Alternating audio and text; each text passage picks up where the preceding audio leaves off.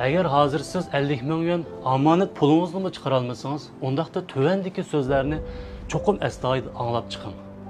Bir adam boy bo'lishdan burun çokum 4 xil o'zgartish ilib berish kerak. Siz bunun ichidan bir xilni qila olsangiz, umuman atrofingizdagi 90% odamdan eshib keta olasiz. Bo'libmi 4-chi taklifimni saqlab olib, qayta astoydil ko'rib chiqing. Birinchi, odam bo'lish uchun çokum kamtar bo'lish kerak. Hozir pulingiz bo'lsin yoki bo'lmasin, qanday yashashingizni qat'iy nazar çokum kamtar bo'lishingiz kerak.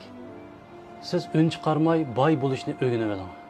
Muvaffaqiyat qozongan kishilarning hammasi o'zini ovozsiz tangshakka tangshab qo'yadi. Hargiz tunishlaringizga o'zingizning muvaffaqiyat qozonganligingizni ko'z qilib yurmang. Sizda qancha ko'p pul bo'lsa, puli ko'p emas odamdek xubsanlik qilishni o'rganishingiz kerak. Siz cho'ng ishlarda bag'ringizni qattiq qissangiz bo'ladi. Lekin kichik ishlar bilan hisoblashib o'tirib ketmang. Bilimli kamtar bo'lish, o'zining nafsini yo'shirish kerak.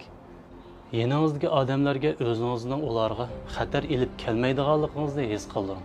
Shundala chetga qilmaysiz. Ikkinchi, qarmoqqa ancha yaxshi gap qilmaydigan odam bo'lishingiz kerak.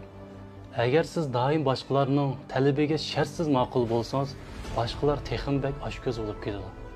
Uning ustiga ular sizning oq ko'ngilligingizni dafsanda qiladi. Siz har qancha yaxshi bo'lsangiz bu foydasi yo'q. Manfaat oldida ko'p sondagi kishilar shaxsiyatchi bo'ladi.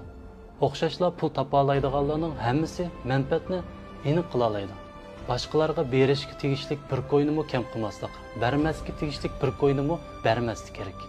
Bunda bo'lganda sizni boshqalar qoidalik ish qiladigan odam deb hamkorlashni xohlaydigan bo'ladi. Uchinchi, siz bek nomus qiladigan odam bo'lmang. Boshqalar nima desa mayli. Kuchliklar o'z sanimiga desaydi. Ziyoda sezgurlik ojizlarning ifodasi. Başqalar sizni xohlagancha bir necha eg'iz gap qilib qo'ysa, yelingizdan tamoq o'tmaydigan bo'lib qolmang. Ba'zilar boshqalarining ko'z qarashiga bek ko'ngil bo'ladi. Boshqalarining fikriga diqqat qilib oldi. Fursat kelganda ling tasmalik qilganda, eng oxirida hech qanday ishni vujudga chiqarg'il bo'lmaydi. 4-nuqta bek muhim. Muvaffaqiyat qozonishdan burun cho'qim nafsingizni yig'ing. Pul tepishdan burun har kuni yeb ichishni biladigan odamlar bilan birga yurmang.